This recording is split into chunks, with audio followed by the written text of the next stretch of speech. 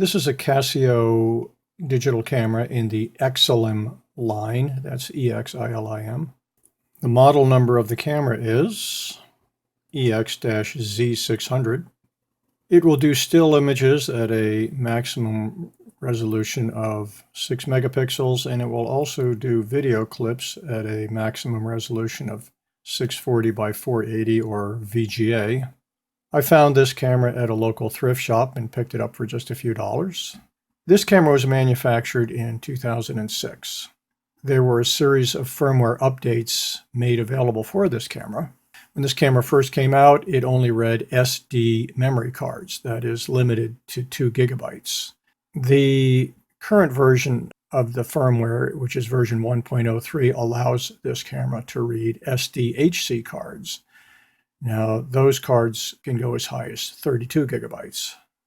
In order to learn what version of firmware is on your camera,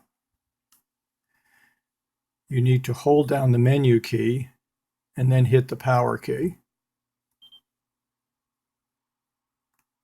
And it is version 1.01. Because we're running the 1.01 firmware, we cannot put in a SDHC card.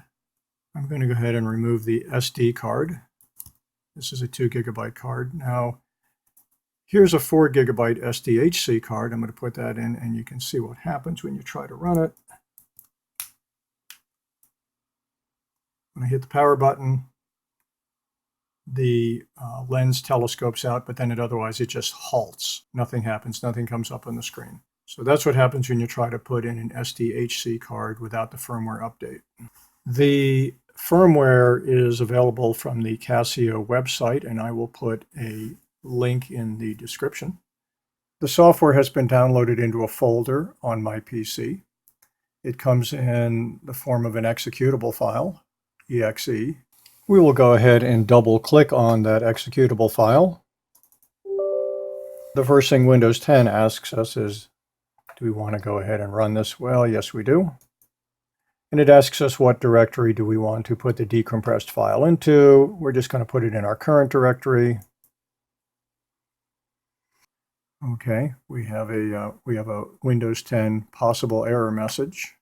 I believe that this file came in correctly. I'm just going to go ahead and close that.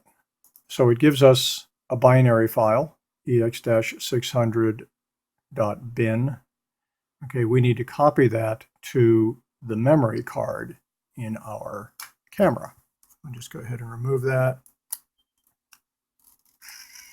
Now we need to copy that binary file to the root directory of our memory card. If your computer doesn't have the ability to read SD cards, you need to get one of these adapters. This adapter plugs into a USB port, and this particular one will take either SD or micro SD cards. Now I can just plug that into a USB port, and my computer can now read that card. Now with the USB SD card adapter plugged into my computer, I can now see the memory card, and the DCIM folder is in the root directory. I'm just going to copy the binary file to the root directory. And there it is. We can now plug this memory card into our camera. We will now take our memory card with the binary file in the root directory, and we will put it back into the camera. Now, in order to apply that firmware, we have to hold down the menu key again and press the start button.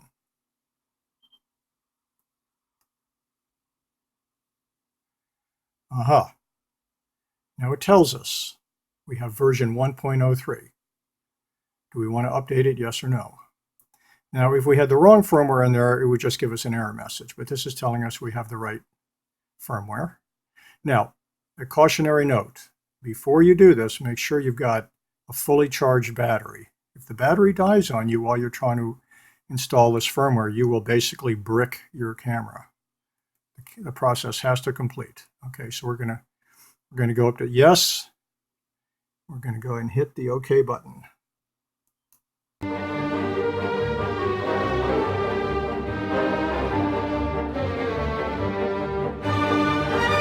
Aha, it is complete. Okay, we're going to go ahead and power it down.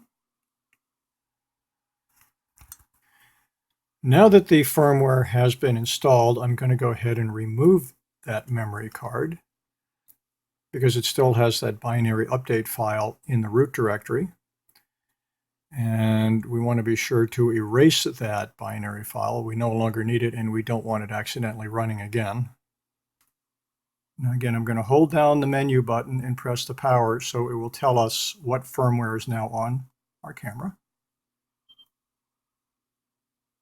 Aha! We were successful. We now have version 1.3.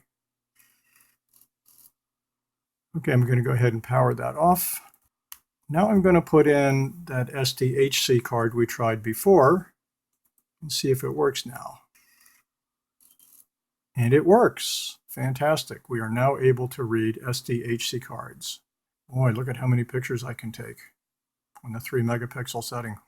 Okay, so we succeeded in installing the most current version of the firmware, and now we can use SDHC cards.